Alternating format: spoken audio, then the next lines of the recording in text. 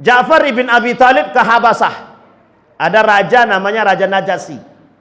Utsman ibn Affan ke Madinah, Yasrib ketika itu. Nabi ke Madinah, Yasrib juga. Di antara 3 kota, Mekah, Madinah, Taif. Di antara 3 kota ini, yang paling brutal, yang paling tidak punya adab, yang paling tidak ada akhlaknya, itu Madinah. Madinah. Kerjaannya berantem. Ada Aus dan Khazraj. Itu kerjaannya cuma berkelahi aja. Sehingga diperintahkanlah Nabi untuk berhijrah dari Mekah ke Yasrib. Alasan pertama, meneguhkan akidah dan iman orang-orang yang sudah masuk Islam. Orang Yasrib itu Nabi belum sampai. Nabi belum sampai ke Yasrib, mereka sudah masuk Islam. Jadi ketika Nabi datang dari Mekah ke Madinah, itu mereka menunggu di atas bukit, di perbatasan. Tengok kafilah Nabi sudah mau sampai. Kenapa mereka menunggu Nabi? Karena mereka sangat berharap Nabi sampai ke situ. Apa alasan mereka? Pada poin yang kedua, tujuan hijrah. Yang kedua, mempersatukan kaum muhajirin dan ansar. Mempersatukan Aus dan Khazraj. Di situ ada Yahudi, di situ ada Nasrani, disatukan sama Nabi. Karena laporan yang diterima adalah di situ orang-orangnya tak punya adab, tak punya akhlak, tak punya iman. Kerjaannya berantem. Kata Aus, Tuhan aku lebih baik. Kata Khazraj, Tuhan aku lebih baik. Bersetekaknya, berkelahinya. Tahu bersetekak Pak Ibu ya? Apa kalau bahasa kampungnya lagi? Nah itu enggak? Apa cokaknya? Pokoknya itulah. Berkelahi yang jelas.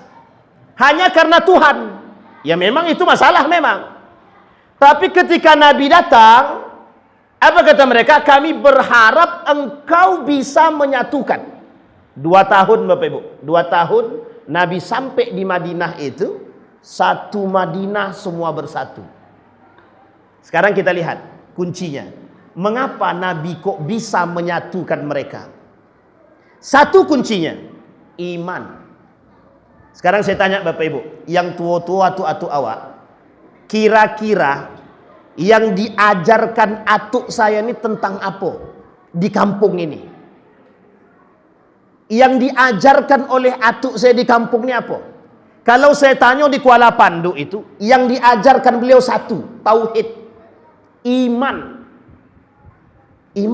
tauhid. Bagaimana kentalnya beliau menulis tauhid itu? Bagaimana kentalnya beliau mengajak orang untuk percaya kepada Tuhan yang satu? Ada cerita begini yang saya dapat dari paman-paman saya. Kalau beliau memancing, kata dia, tarik dapat, pancing lagi, tarik dapat. Betul ya Waril? Iya betul itu ceritanya Waril. Kata atuk tu yo. Saya jujur Pak, jujur saja. Saya sekolah di Muhammadiyah. Jadi orang Muhammadiyah tak percaya begitu Pak, serius. Tak percaya begitu. Balik saya ke sini sampai ke Pelalawan nih, satu kampung bercakap sama. Minimal 10 orang lebih yang bercakap begitu. Jadi tahu tak cuci otak saya dibuatnya. Iyo juga ya gitu. Kita telusuri Pak. Apa sebab? Sebabnya satu saja. Keyakinan dia kepada Allah di atas rata-rata. Maka ketika itu dalam beliau melakukan, mohon maaf, healing. Kalau bahasa kampung kami healing. Bahasa kotanya pergi satu kampung ke kampung lain. Nah, itulah bahasa gaulnya itu. Menyebarkan Islam. Ada Syekh Abdurrahman Siddiq Al-Banjari. Bapak Ibu tahu Tembilahan ya? Jangan pandang Tembilahan sekarang. Pandang Tembilahan dulu sebelum ada kerajaan Indragiri. Oh itu hancurnya bukan main. Hancurnya bukan main. Sampai Syekh Abdurrahman Siddiq Al-Banjari itu diminta oleh orang situ untuk jadi apa? Kerajaan Indragiri diminta untuk menjadi penasehat kerajaan. Tahu bagaimana cara mereka, cara Abdurrahman Siddiq Al-Banjari menyebarkan Islam ketika itu? Sama persis seperti apa yang dilakukan oleh atuk itu tadi. Jalan satu kampung ke kampung, sampai di kampung itu disebarkan Islam. Sama Abdurrahman Siddiq Al-Banjari juga begitu. Ada namanya di Tembilahan, ada namanya di Belitung, Bangka Belitung. Di Bangka Belitung, nama dia dibuatkan Universitas Islam Negeri Abdurrahman Siddiq Al-Banjari. Di Tembilahan, beliau meninggalkan satu kitab yang bagus, namanya Syair Ibarat. Dia buat syair-syair tentang kehidupan yang berdasarkan agama, yang sampai hari ini dipegang sama mereka, dijadikan, dibacakan dalam setiap momen-momen, termasuk acara Tahun Baru Islam. Artinya adalah ketika itu Syekh Abdurrahman Siddiq Al-Banjari membangun Tembilahan itu dengan satu poin. Pertama, namanya tauhid. Apa namanya? Akidah. Betapa kuatnya keyakinan dia kepada Allah. Dia buat masyarakat Inhil itu, mohon maaf, sampai hari ini satu-satunya kota di Riau, satu-satunya kabupaten di Riau yang paling kuat agamanya Inhil. Bapak Ibu mau tahu, hampir setiap gang, setiap jalan kecil ada tulisan majelis ilmu. Hampir setiap sholat 5 waktu isinya penuh manusianya untuk sholat. Bahkan di Tembilahan itu perlu kita ketahui, transaksi jual belinya pakai akad. Saya beli, saya jual. Pernah tidak kita melakukan hal demikian? Itu terjadi di Tembilahan, di Tembilahan kota. Artinya begitulah penerapan Islam ketika itu. Di Bunut, di Kuala Panduk, orang kenal. Dari mana kenal Islam? Bahkan ada Ustadz Kasbi namanya. Beliau punya ayah, ayahnya kebetulan murid dari atuk saya. Dia yang menceritakan ke saya betapa kuatnya beliau menanamkan akidah dan iman kepada masyarakat ketika itu. Sama yang dilakukan oleh Nabi. Ketika risalah Islam datang di Mekah itu, lawan Nabi siapa? Orang kafir Quraisy. Apa yang dilawan oleh Nabi? Berhala semua. Berhala-berhala yang disembah dihancurkan, itu dilawan sama Nabi. Makanya karakter orang Mekah keras-keras. Nabi cuma katakan yang pantas disembah itu cuma satu, kata Nabi. Siapa yang pantas disembah? Allah. Dalam tulisan atuk saya ini, itu yang dia katakan. Tauhid itu harus benar, tauhidnya harus benar, imannya harus kuat. Kalau tak kuat goyang semua. Makanya simbol peradaban Islam itu satu saja.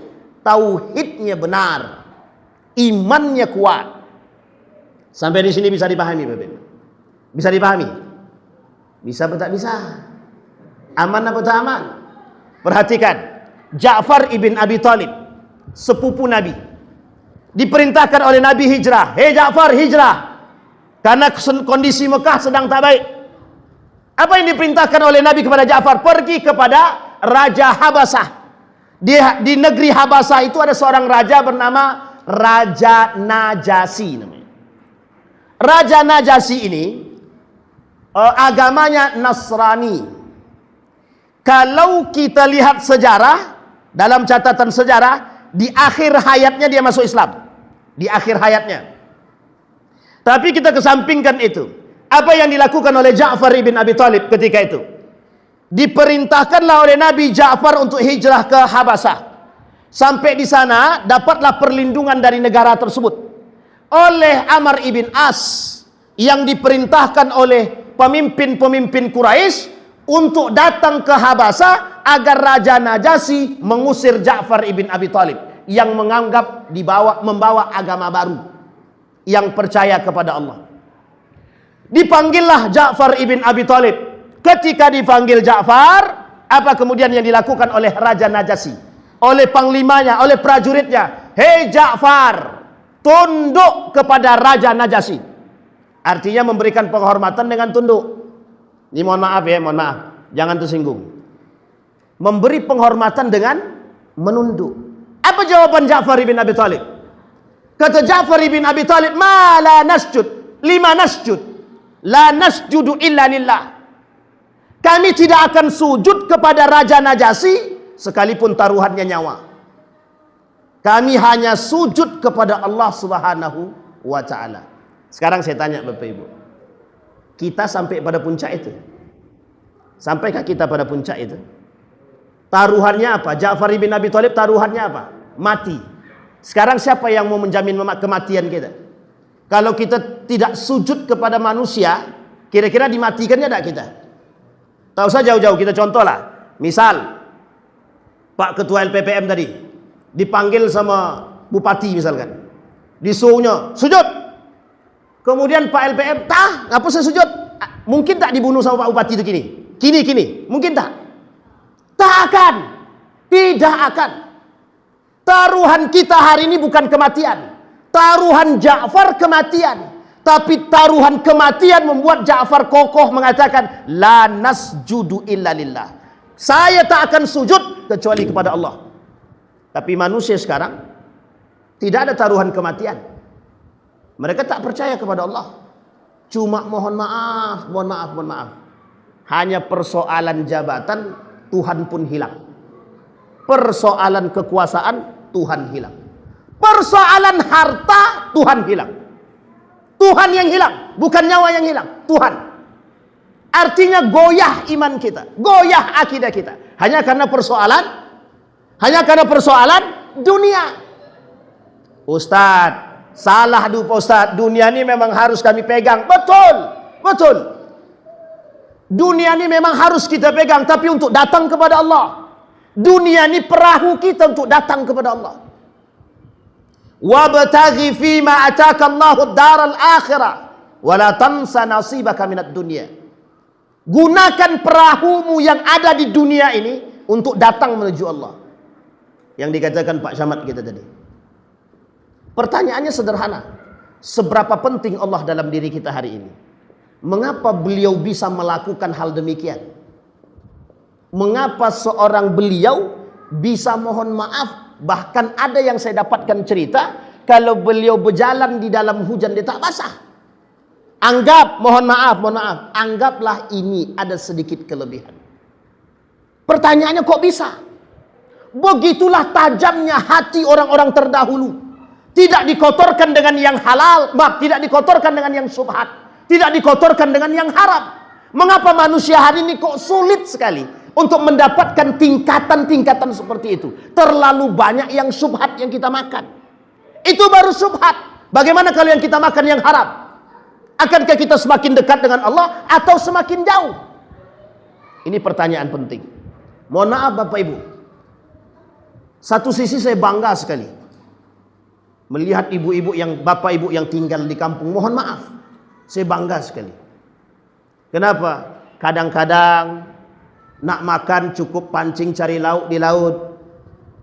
Dapat Pak. Di kota Bapak Ibu, mohon maaf ya, di Pekanbaru itu, Bapak Ibu boleh cek makanannya. Cek makanannya. Lebih banyak yang mana? Bercampur dengan yang haram atau dengan yang halal? Imbang Pak, imbang. Makanan orang di sana Pizza Hut. Di sini ada jual Pizza Hut lah. Yang dimakan di sini ubi rebus. Apa nama masuk kampung nih? Gulung, apa nama dulu? Kue gulung. Itulah. Kue dadar, tak apa-apa lah namanya, pokoknya itulah. Pokoknya terserah lah, pokoknya macam itulah bentuknya. Itu mohon maaf. Ada nak subhat di situ, ada tak yang haram di situ. Dari daging babi itu Bapak Ibu, dari babi lahir 160 produk. 160 produk dari babi. Dari babi loh. 160 produk. Ada kosmetik, ada peluru, ada makanan, obat-obatan, kecantikan, semua masuk dari seekor babi. Dan lahir 160 bahasa Inggris. Coba bayangkan. Serius tak mereka merusak kita tuh? Makanya mohon maaf Pak, rusak. Orang kampung tak ada yang mati jantung. Mati kenapa dia kena penyakit ginjal dia? Jangan Pak. Apalagi orang zaman dulu mencari yang mati, kenapa dia meninggal lu? Sakit jantung dia. Susahnya bukan main. Sekarang di Pekanbaru, di rumah sakit Awal Bros itu, kenapa dia meninggal? Jantung. Besok pagi mudah sekali, jantung. Asik jantung ke jantungnya. Dokternya bilang, kata dokter, itu gara-gara rokok tuh. Tonang bapak-bapak. Cuma orang tua-tua awak zaman dulu mokok matinya lama juga. Ada yang umur 67, 70, 90 mokok dia Pak. Tak mati-mati dah. Tapi mengapa yang hari ini umur 35, Mohon maaf, 35, 40, 58, belum sampai 60 matinya rata-rata jantung. Tapi jangan doakan, itu lain cerita tuh. Ini poin penting, Pak. Artinya mohon maaf, pengaruh makanan-makanan yang subhat, yang haram itu, yang merusak kita nih, itu banyak sekali. Sampai Allah katakan di dalam Al-Quran, kata Allah dalam Al-Quran itu, ya ayyuhan nas, kulu mimma fil ardi halalan thayyiba. Itu kalau bertemu dengan manusia. Hei manusia, mau beragama Islam Anda, non-Islam Anda, atau kafir Anda, atau siapapun agama Anda, apapun agama Anda, makan yang halal lagi baik. Itu kalau dia panggil manusia. Dalam ayat yang lain Allah panggil yang lain. Ya ayyuhalladzina amanu kulu min thayyibati ma razaqnakum washkuru lillah in kuntum iyyahu ta'budun. Kita ambil dua kuncinya di situ. Hei orang beriman, makan yang baik dan bersyukur. Tadi kami makan lauknya tolu. Tenang Pak Ketua, saya tak sedang mengkritik nih. ada Pak Dewan. Makan lauk tolu. Jadi ada abang adik-adik saya nih, yang saya bawa nih, apa dia kata? Ustaz, ini sedap betul lah sambal apa itu? Tong asam.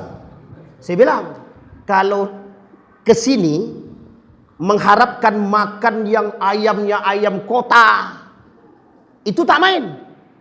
Ikan besar seperti gurami tak laku.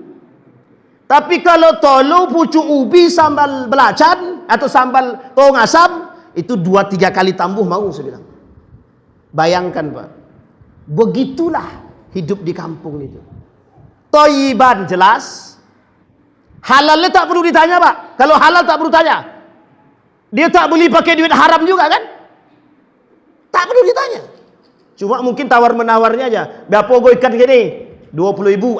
Mahal betul. Paling begitu. Tawar-menawar. Bahkan di kampung nih Pak masih terjadi tawar-menawar. Bapak Ibu pergi ke kota, saya tanya di mana ada tawar-menawar. Masuk ke mall ada nggak yang berani tawar? Nggak ada. Net semua Pak.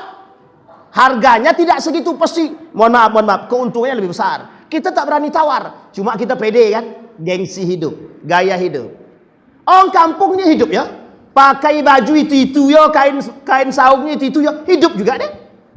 Makanya hidup di kampung ini Pak, mohon maaf, sehat. Hidup di kampung sehat. Hidup di kota sakit hati. Makanya cepat mati Pak. Gara-gara sakit jantung lah, gara-gara penyakit sederhana saja, sakit hati.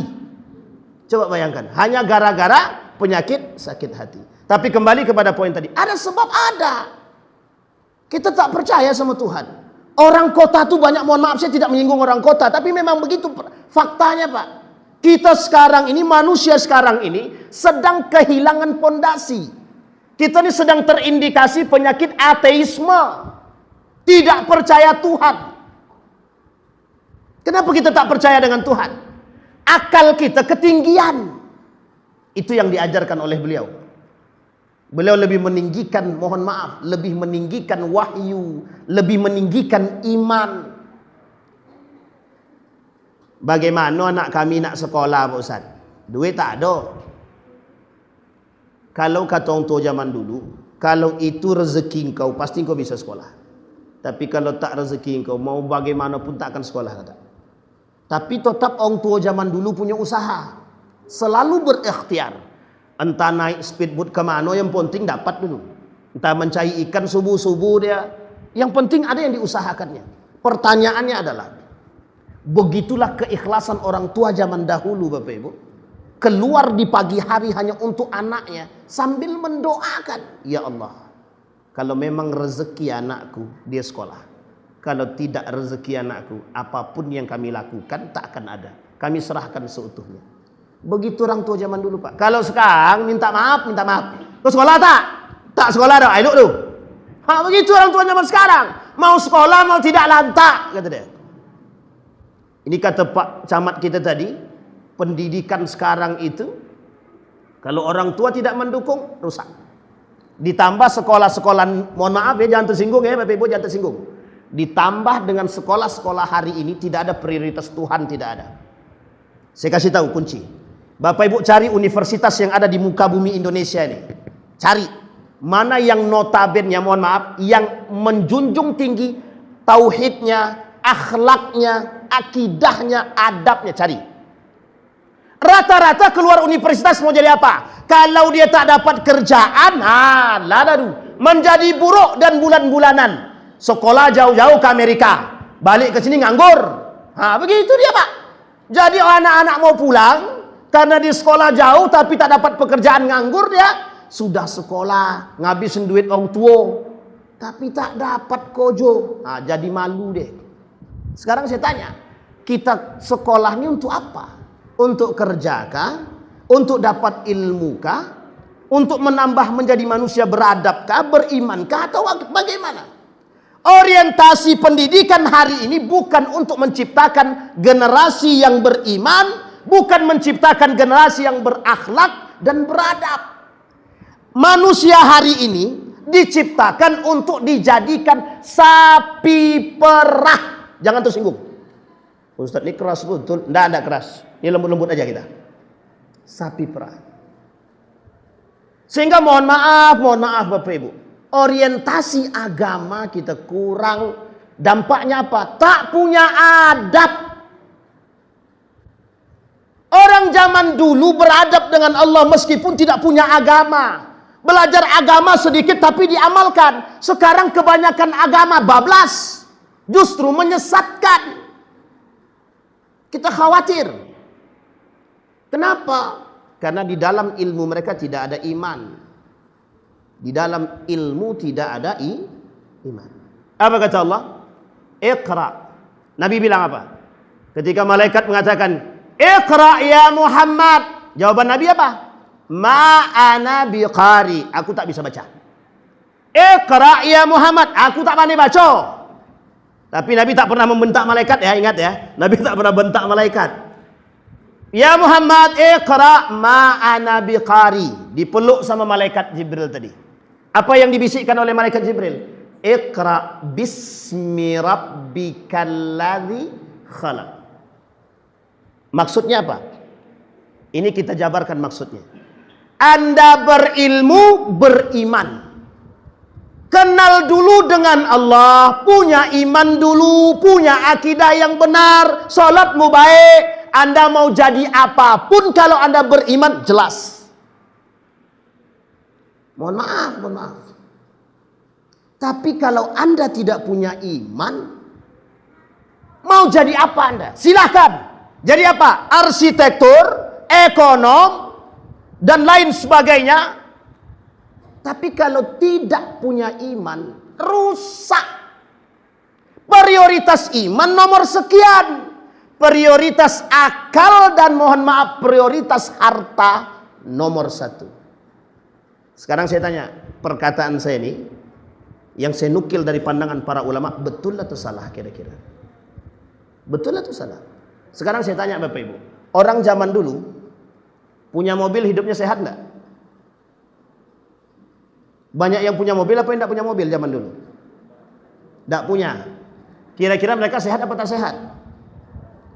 Jalan kaki Ustaz. Kalau mau ke Pekanbaru pakai apa dia? Pakai mobil super band. Ada pernah mereka protes, ya Allah, kenapa kau tak turunkan mobil untuk kami? Tak ada. Ketika orang zaman dulu tidak pakai HP, sehat enggak? Sehat. Sekarang saya tanya, lebih sehat mana? Orang zaman dulu apa sekarang? Jujur aja. Berarti rugi ibu hidup sekarang ya. Orang hari ini tak pakai HP, gila. Ini saya bawa adik-adik ini tadi Bu ya. Apa kata dia dalam, ini adik yang ini tadi. Ini saya tengok wajah ini Bu ya. Apa kata dia dalam mobil tadi? Ya, hilang internet kata dia. Ini mohon semoga Pak anggota dewan bisa memasang apa namanya? Tiang internet di sini. Jadi bisa internet pribadi gitu kan. Sampai dibilang begitu. Mohon maaf Pak. Kalau Bapak Ibu lihat orang kota sekarang nih, gila. Ini live streaming. Astagfirullah. Bayangkan Pak. Kenapa? Orang zaman dulu mengapa bisa hidup tanpa HP? Orang zaman dulu kenapa bisa hidup tanpa ada motor, mobil, tanpa lampu, hidup lampu strongking? Lebih sehat. Tapi mengapa hari ini semakin tinggi? Cahaya lampunya jelas, teknologinya bagus, pesawat terbangnya nampak, kok makin gila? Tidak punya iman. Tapi kan kita tak boleh menafikan teknologi, Ustaz. Betul. Yang jadi kontrol teknologi hari ini iman. Inilah yang dimaksud oleh Nabi hijrah. Hijrah itu Bapak Ibu bukan dari satu kota ke kota yang lain, bukan. Hijrah itu adalah kembalikan hatimu yang tidak benar menjadi benar. Yang tidak beriman jadi beriman. Yang tidak ke masjid jadi masjid. Bukan jadi masjid, jadi ke masjid. Ini kalau saya singgung banyak sakit hati nih. Tapi cuma saya agak tahan-tahan sedikit nih. Bapak Ibu, ini tapi karena awak kalau dianggap sekampung lewat Dewan. Tapi mohon maaf Bapak Ibu. Saya kaji satu mazhab Imam Syafi'i. Tapi Bapak Ibu harus janji jangan tersinggung.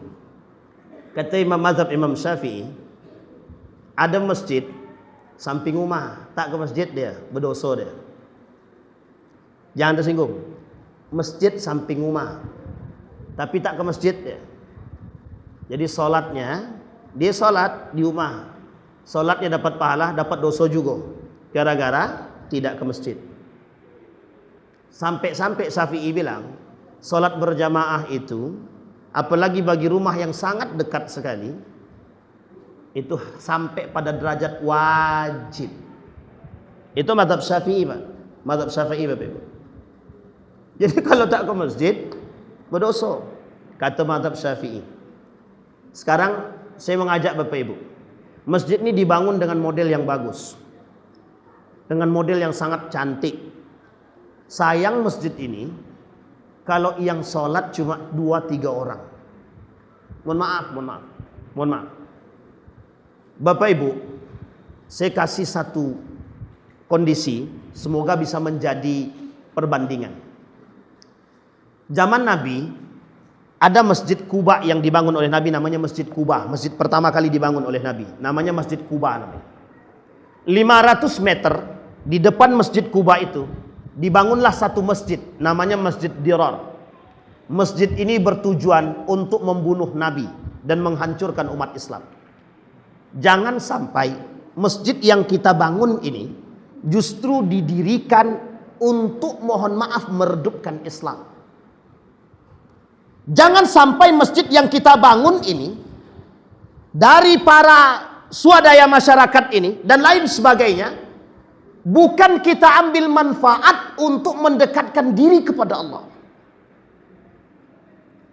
Itu yang harus kita pikirkan bersama. Apa masalahnya? Masalahnya satu, Pak.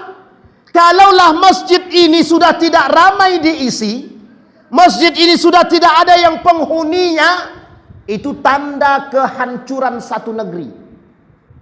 Tanda kehancuran satu negeri. Tahu alasannya apa? Semakin berkurangnya orang-orang beriman. Jadi saya mengajak, Pak, jadikan masjid ini rumah kita. Rumah kita. Dan masjid inilah salah satu cara Nabi mempersatukan kaum Ansar Muhajirin. Dikumpulkan dalam masjidnya, Pak. Dijadikan satu. Bersaudara mereka di sini, Pak. Dari masjid ini pun peradaban Islam muncul. Di bulan Muharram Nabi mendirikan masjid. Di bulan Muharram Nabi berhijrah. Tujuannya apa? Mempersatukan umat muslim. Dengan apa Nabi mempersatukan? Iman. Bagaimana caranya iman mereka biar tumbuh? Dengan ilmu. Ilmu, iman, akhlak, adab setelahnya. Terbangun ukhuwah. Ukhuwah terbangun, peradaban Islam terbangun. Bisa dipahami Bapak Ibu? Kalau kita hari ini mengharapkan dari pendidikan formal untuk bisa menciptakan iman dalam diri anak-anak kita, mohon maaf, Pelajaran agama di sekolah berkurang. Terus siapa yang bisa memberikan pendidikan agama? Orang tua atau pendidikan non formal. Jadi kalau di kampung nih masih ada sekolah agama, masih ada pondok pesantren, masih ada guru ngaji, artinya kampung nih masih selamat. Tapi kalau sudah hilang guru ngajinya, sudah tidak dihormati, tidak ada lagi yang mau belajar agama, itulah yang diharapkan oleh Barat hari ini, agar agama itu berkurang dari kita, dan mohon maaf hilang secara sendirinya karena lahir generasi-generasi mengaku Islam tapi tidak beriman. Kira-kira berat apa tak berat? Ini program bagus nih Pak, kalau LPPM-nya tadi bisa keliling-keliling dari satu masjid ke masjid yang lain, dari satu musola ke musola yang lain. Ini bagus Pak, bagus, sangat bagus. Artinya perhatian agamanya masih ada. Dan kalau bisa nomor satu diprioritaskan. Diprioritaskan. Kalau sudah tidak prioritas agama, mohon maaf, dunia lebih diprioritaskan daripada agama, tinggal tunggu rusaknya. Tadi Pak Camat singgung. Kata Pak Camat tadi generasi-generasi harus berhati-hati sekarang. Betul Pak, betul. Pekanbaru ini narkobanya sudah bukan sekedar main-main. Pekanbaru kalau persoalan narkoba Pak, mohon maaf. Bahkan mohon maaf ada kampung isinya para pelaku narkoba semua. Kalau persoalan zina, tengok di kota-kota nih. Sudah biasa anak-anak gadis pergi dengan laki-laki, balik-balik hamil. Ini pergaulan. Pergaulan. Kalau kita tidak bentengi dari sekarang. Jadi jangan pernah menganggap kota itu baik, lebih baik kota daripada kampung. Dari satu sisi mungkin. Tapi dari sisi yang lain, di kampung lebih terjaga ketimbang di sana. Itu baru narkoba. Belum lagi minuman keras. Belum lagi. Tahu Bapak Ibu kan? Pekanbaru ada pesta. Pesta.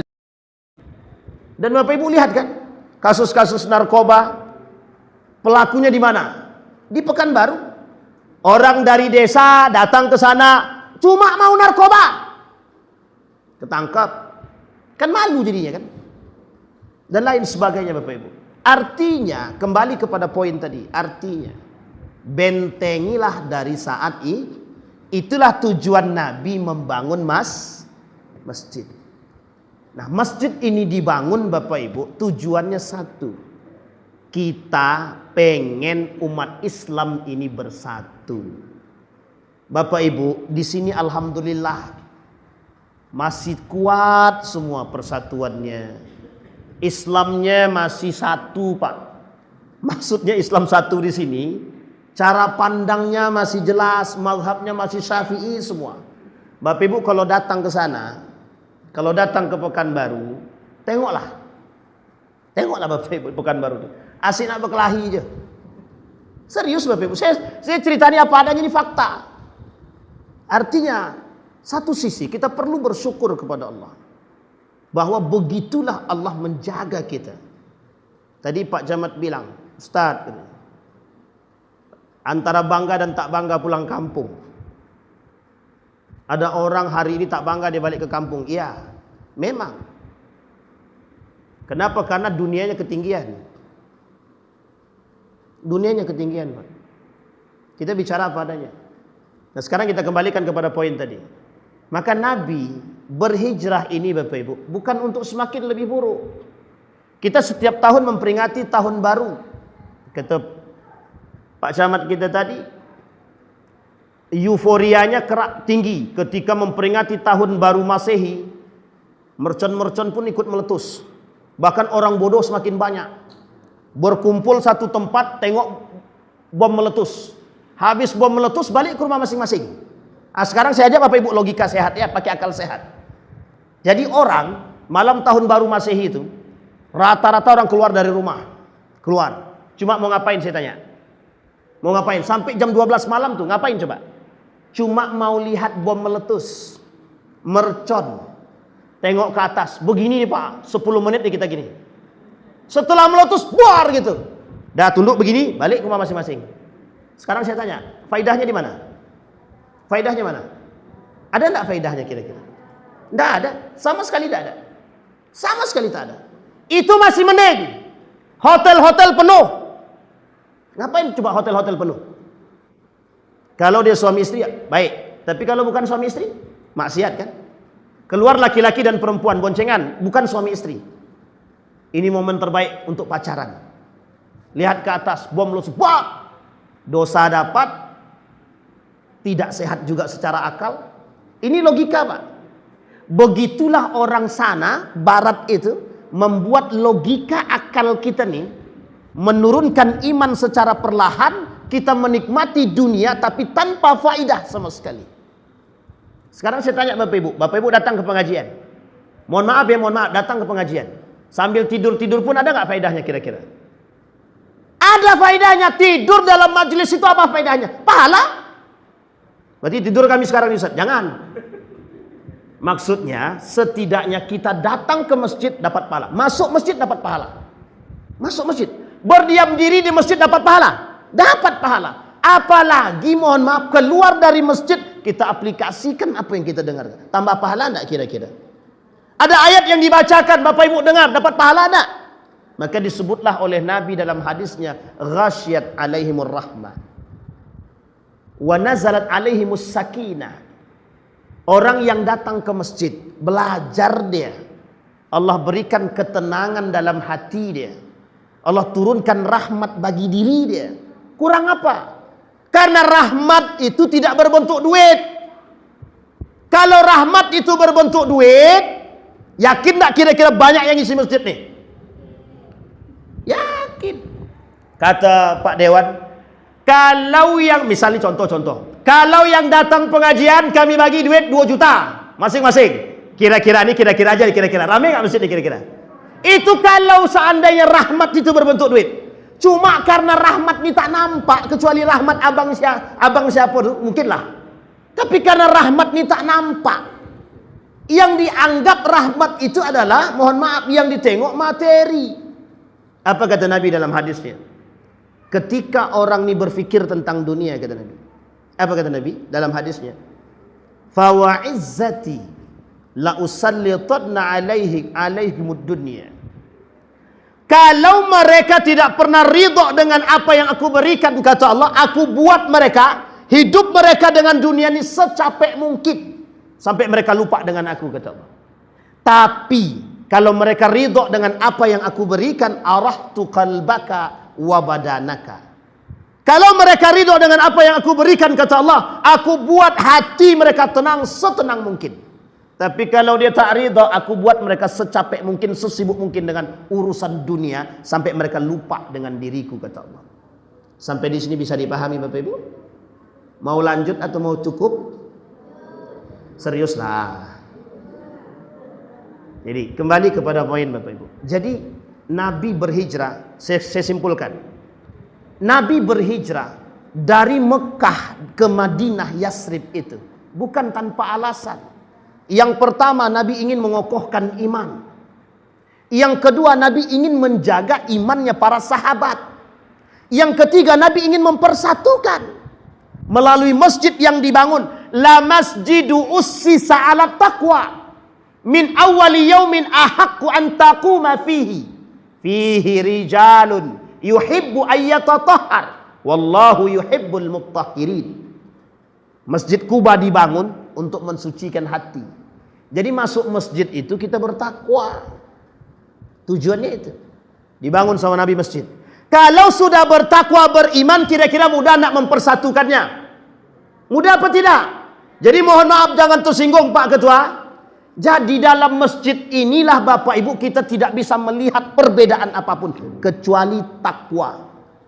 Dan jangan di masjid coba-coba membuat khusus sop pertama, untuk menteri, untuk presiden, gubernur, pak dewan dan lain sebagainya. Jangan.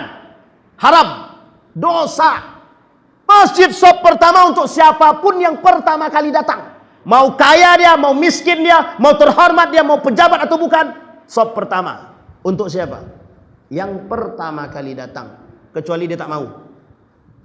Ini ada kejadian. Soalnya ada kejadian. Ustaz, kita tunggu Ustaz. Nunggu siapa? Kita tunggu Pak Bupati. Setengah jam kemudian baru datang.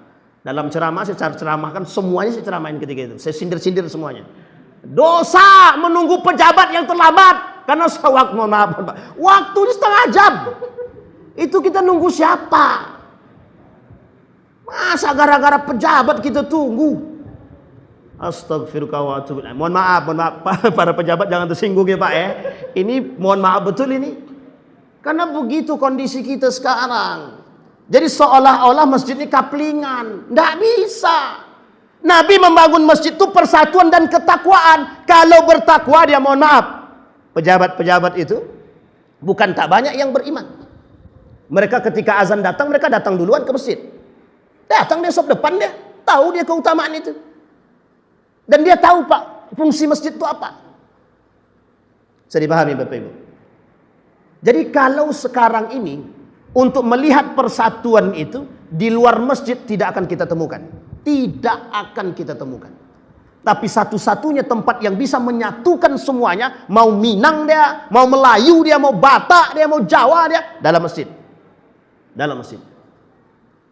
Karena kita tidak bisa Pak. Oh, sop pertama buat orang Melayu, asli pribumi. Sop kedua buat orang Minang, agak berdekatan sedikit dengan Melayu. Sop ketiga Batak, agak jauh sedikit. Sop paling jauh apa? Orang Jawa lah gitu. Nggak bisa Pak, nggak bisa. Nggak bisa. Itu jatuhnya apa? Diskriminasi. Besok sampai kita ke Jawa, kau orang mana? Melayu, oh sop paling belakang kata dia. Kan nggak bisa kita begitu kan? Jadi nggak bisa Pak, masjid itu nggak bisa digitukan. Ussis 'alat taqwa. Tujuannya untuk ketakwaan. Itu masjid. Jadi Nabi membangun masjid itu bukan main-main. Maka mudah-mudahan Bapak Ibu, dengan terbangunnya masjid ini bisa kita menyatukan setiap kita. Bapak Ibu, betul yang dikatakan Pak Camat kita tadi. Kalau kita tak saling bahu-membahu menjaga generasi, mohon maaf. Kalau kita tak saling bahu-membahu, rusak Bapak Ibu. Rusak berat Bapak Ibu, berat betul. Bapak Ibu tahu ya, abang kita nih, ini pernah dimasukkan dalam grup. Cuma karena tak kuat nengok grup tuh, langsung keluar dia. Setelah dia keluar, istri dia pula yang dimasukkan. Coba bayangkan Pak. Tahu? Mohon maaf Pak, mohon maaf. Kita ini sudah habis diserang orang. Satu-satunya cara kita memperkuat itu dengan masjid Pak. Kita kuatkan iman kita, kita ramaikan masjid kita. Kalau bukan kita, siapa yang meramaikan masjid ini? Nanti datang orang lain, orang baru. Dia yang meramaikan masjid, sakit hati ya Pak. Tapi setelah orang itu tak ada, masjid awak kosong balik. Inilah masalah kita sekarang. Maka sumber kita di sini Pak, masjid untuk memperkuat. Kembali kepada poin tadi. Nah, hijrah itu bukan persoalan Anda datang dari satu tempat ke tempat yang lain. Tapi hijrah itu dari yang tidak baik menuju yang lebih baik. Kalau kita sudah ada masjid, seharusnya kita bisa meramaikan masjid ini bersama. Kenapa demikian? Karena Allah berfirman dalam suratnya, dalam Al-Quran kata Allah, Innama ya'muru masajidallah man amana billahi wal yaumil akhir. Yang bisa meramaikan masjid itu cuma orang beriman dan percaya dengan hari akhir. Jadi mohon maaf, kalau bapak ibu mengaku beriman, harus kita ramaikan masjid. Bapak ibu, betapa tersiksanya Turki Utsmani ketika itu. Masjid jadi museum. Granada di Spanyol, Andalusia. Dari masjid jadi gereja. Dari masjid jadi mohon maaf museum. Sakit hati enggak kita? Sekarang masjid kita sudah ada. Kita diberikan kelapangan untuk beribadah. Tidak ada yang mengusik, tidak ada yang mengganggu. Pertanyaannya, apa yang kita hijrahkan kalau kita tak mau mengisi masjid kita? Jadi setiap tahun kita selalu memperingati tahun baru Islam. Tapi adakah poin yang bisa kita tanamkan sampai kita bisa meramaikan? Kembali kepada poin kita. Maka Bapak Ibu sekalian yang berbahagia, kembali kepada apa yang kita sampaikan tadi. Nabi berhijrah di pada tahun itu, tujuannya yang pertama iman, akidah. Jadi jangan sampai orang-orang zaman dahulu sudah membangun akidah yang bagus, kita datang dengan generasi terakhir sebagai perusak. Kita harusnya sebagai generasi penguat. Maka mohon maaf, peran Bapak Ibu hari ini sangat penting. Tapi yakin Bapak Ibu, kalau Bapak Ibu acuh dengan persoalan ini, maka ke depan tidak ada lagi generasi yang tahu tanggal 1 Muharram itu kapan. Tidak akan ada lagi generasi yang tahu Maulid Nabi itu kapan. Tidak ada lagi generasi yang akan tahu hari-hari besar Islam itu kapan. Maka dari saat ini, setiap kegiatan hari besar Islam, peringati. Harus. Kegiatan-kegiatan lain saja, hari Valentine, wah ramai Pak. Sampai hari ibu ramai. Jadi hari ibu cuma sehari dalam setahun, ingat itu. Hari ibu cuma sehari dalam setahun. Harusnya berapa hari? Setiap hari kita dibuat dicuci otak kita. Cinta ibu sehari dalam setahun. Hari-hari seperti ini datang Pak untuk merusak kita. Sementara hari-hari besar Islam kita mulai melupakan. Inilah yang disebut dengan tradisi. Salahkah kita mempopulerkan tradisi kita? Tak salah Pak. Apalagi Melayu ini sangat, kalau bahasanya, adat bersanding syarak. Begitu ya? Salah tuh ya? Yang betul bagaimana tuh? Adat bersanding syarak, syarak bersanding kitabullah. Jadi Melayu itu punya adat. Adatnya bersanding dengan syarak, syaraknya bersanding dengan kitabullah. Artinya ajaran Melayu itu, mohon maaf, tidak ada ajaran Melayu itu yang mengajak kepada penyimpangan. Tidak ada ajaran Melayu itu yang mengajak kita untuk durhaka kepada orang tua. Tidak ada. Saya pernah bahas Bapak Ibu Gurindam 12. Masih ada yang hafal Bapak Ibu Gurindam 12? Saya tanya, ada yang hafal Gurindam 12? Dari pertama sampai terakhir kita kasih hadiah. Ada enggak Bapak Ibu yang hafal Gurindam 12? Dari pertama sampai terakhir. Tak usah sampai terakhir guys, dari pertama sampai setengah saja. Jadi kalau 12 ada berapa berarti itu? 1 sampai 6. 1 sampai 6 aja. Yang hafal kita kasih hadiah. Ketua LPPF hafal enggak ketua? Bapak Ibu tahu Gurindam 12 itu di mana dipakai? Di mana dipopulerkan? Di Malaysia. Raja Ali Haji di mana dimuliakan? Di Malaysia. Dulu Gurindam 12 zaman kami kecil, tahu kami Pak, belajar kami. Bahkan dalam tulisan Arab Melayu. Sekarang coba cari, ada anak-anak sekarang yang bisa menulis Arab Melayu? Ada nggak? Jangankan menulis, membaca aja kalang kabut. Ini apa nih Arab setan nih tadi? Apa harap maklum kata dia? Coba bayangkan, nggak paham Pak. Padahal dalam Gurindam 12 itu titah petuahnya di situ. Petuah Pak. Bagaimana dekat dengan orang tua, bagaimana dekat dengan Allah, bagaimana pendidikan orang tua. Ada istilah begitu. Mohon maaf Pak, di Pekanbaru itu nggak ada bahasa Melayu Pak. Itu bahasa campur semua itu Pak, bahasa hancur. Bukan bahasa campur, bahasa hancur. Apa bahasa Pekanbaru itu? Nggak ada doh.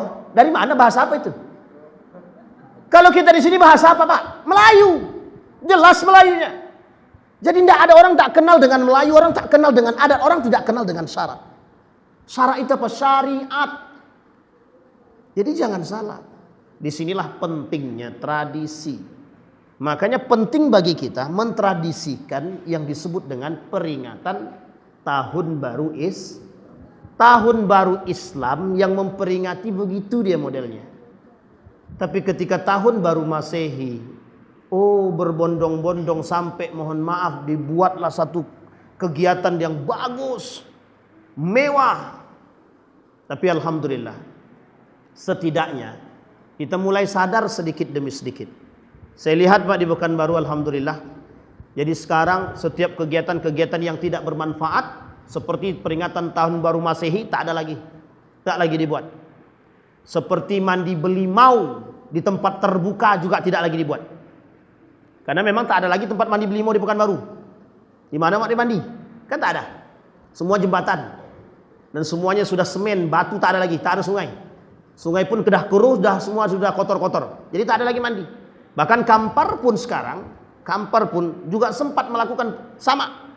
Mereka tak lagi melakukan peringatan. Yang mau mandi belimau silahkan, tapi mandi di rumah masing-masing.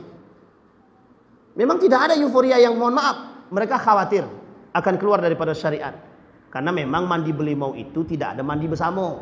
Dulu ada Pak, mohon maaf, dulu dibuat orang. Mandi belimau itu mandi bersama, terbuka, laki-laki perempuan. Hukumnya apa kira-kira?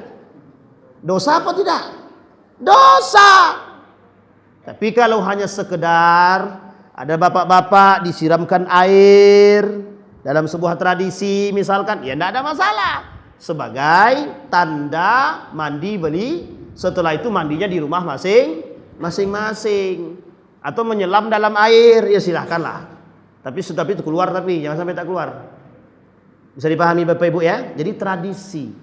Nah, Nabi datang dengan tradisi itu.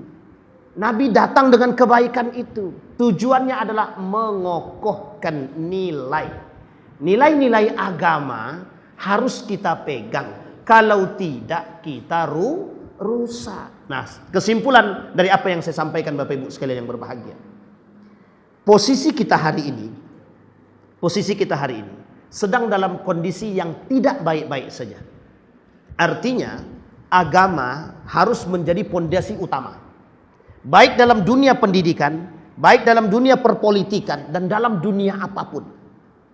Yang kedua, kita hari ini harus bersama dalam iman.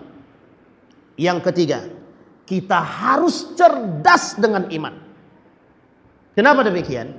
Kata Nabi dalam hadisnya, akan datang satu masa, kata Nabi, yurfa'ul ilmu wa yathbutul jahlu, kata Nabi. Akan datang satu masa, kata Nabi, orang-orang yang tersisa itu yang bodoh saja. Yang cerdas-cerdas. Tapi mohon maaf, yang dimaksud cerdas di sini dengan iman dimatikan, kata Nabi. Dimatikan. Yurfa'ul ilmu. Ilmu diangkat. Wa kaifa yarfa'ul ilmu? Kaifa yurfa'ul ilmu? Bagaimana ilmu itu diangkat? Biqabdil ulama. Ulama-ulama garis lurus dimatikan. Yang tersisa, mohon maaf, ulama-ulama yang cinta terhadap dunia.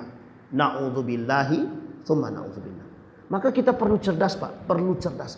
Ibu-ibu harus cerdas sebagai ibu. Istri-istri harus cerdas. Suami harus cerdas. Terutama kecerdasannya di bidang agama harus. Wattaqullah wa yu'allimukumullah. Bertakwa pada Allah. Kuncinya itu. Baru dicerdaskan oleh Allah. Tapi kalau tidak, kalau Anda cuma cerdas saja, Anda akan menghasilkan generasi yang lupa dengan Tuhan. Tapi kalau Anda cerdas dengan iman, Anda akan melahirkan generasi seperti salafus saleh, Salahuddin Al-Ayyubi, Muhammad Al-Fatih, pejuang-pejuang Islam. Kita harus mencontoh itu. Karena itu yang ingin kita lahirkan dari generasi kita. Maka tadi ada titipan dari Pak Camat. Bagaimana kita harus bisa menjadi orang tua yang serius hari ini mendidik Pertanyaannya adalah, apa bekal orang tua dalam mendidik anak? 1, agama. Jadi Pak Ketua, jangan pernah capek membuat kajian apapun, siapapun yang mengisinya. Karena cuma itu satu-satunya cara kita untuk memperdalam agama. Tadi kata ketua awak tadi, Pak Dewan tadi, susah nian, kata dia, kata orang kampung kami dulu. Susah betul mengajak orang ni untuk ikut. Kenapa kok susah? Kenapa alasan kita susah? Dan itu menjadi pertanyaan kita bersama. Kenapa saya membandingkan dengan tembilahan, Bapak Ibu? Di tembilahan itu, solat subuhnya sama kayak solat Jumat. Solat subuhnya sama kayak solat maghrib. Kok bisa? Apa alasannya? Meskipun hari ini mulai terjangkit penyakit juga. Maka Bapak Ibu, batasi anak bermain dengan gadget, HP. Maka Bapak Ibu hari ini kita orang tua harus serius mendidik anak. Bisa dipahami Bapak Ibu?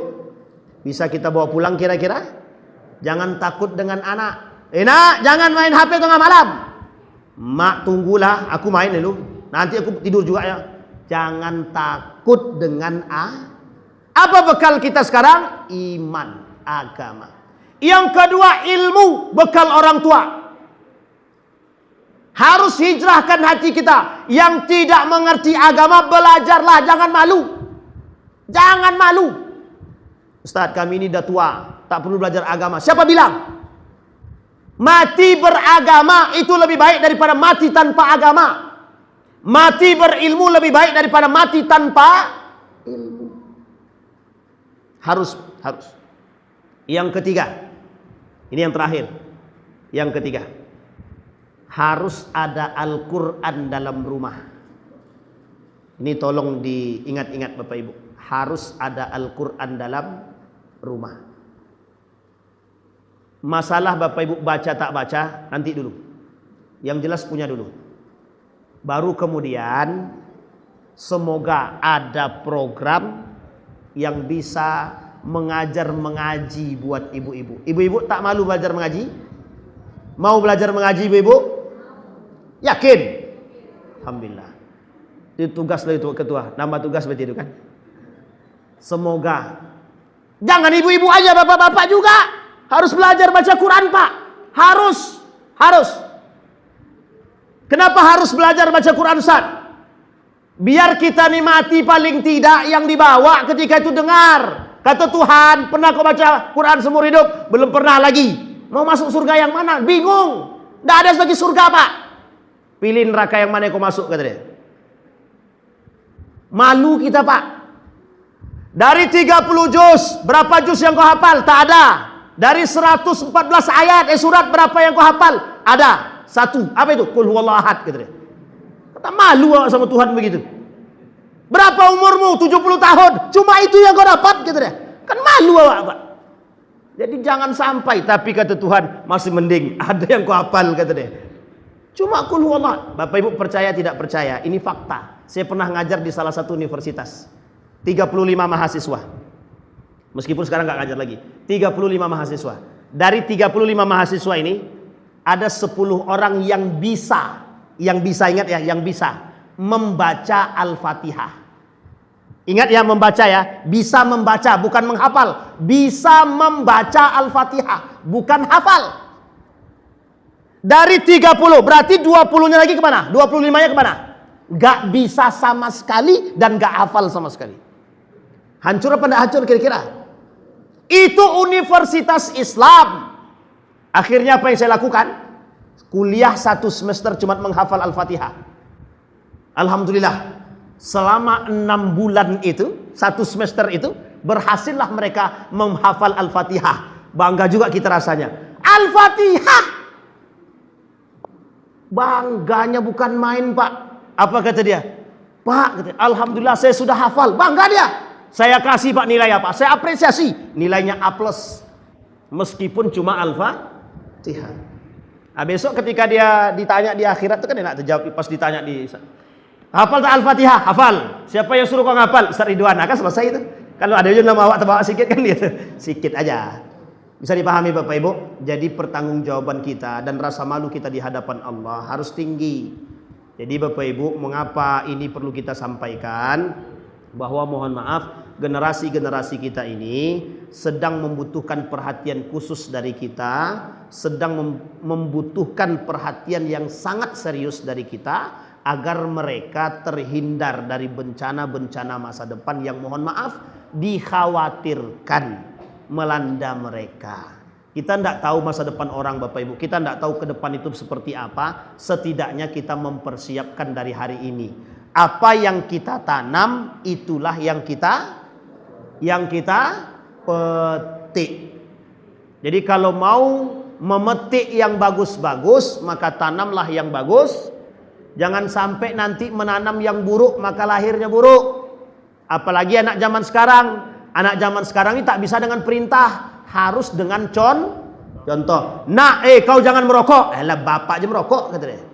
Nah, sholat ke masjid, bapaknya di rumah katanya. Ah, gimana tuh coba kita mau? Jadi sekarang, ini bapak-bapak, terkhusus buat bapak-bapak. Kami habis kono singgung aja lagi Ustaz, biarkan sajalah. Sesekali menyinggung pun, itu pun untuk kita semua Bapak Ibu. Jadi sekarang ini tak bisa kita lagi perintah, harus dengan contoh. Baca Quran, baru kemudian kita suruh anak-anak baca Quran. Mudah-mudahan Bapak Ibu, dari apa yang saya sampaikan ini bisa menambah wawasan kita, setidaknya menjadi pencerahan bagi kita, setidaknya menjadi pegangan bagi kita, setidaknya poin-poin yang saya sampaikan tadi Bapak Ibu bawa balik ke rumah, fikirkan baik-baik, renungkan, tapi jangan lama-lama renungnya sampai mati pula merenung aja, jangan. Tanamkan langsung, praktekkan langsung. Insya Allah mudah-mudahan kita punya generasi, terkhusus di kampung ini, lahir generasi-generasi yang takut kepada Allah, lahir generasi-generasi yang cinta Al-Quran, lahir generasi-generasi penghafal Quran, lahir pemimpin-pemimpin yang takut kepada Allah, pemimpin-pemimpin yang dekat dengan agama, pemimpin-pemimpin yang cinta kepada agama,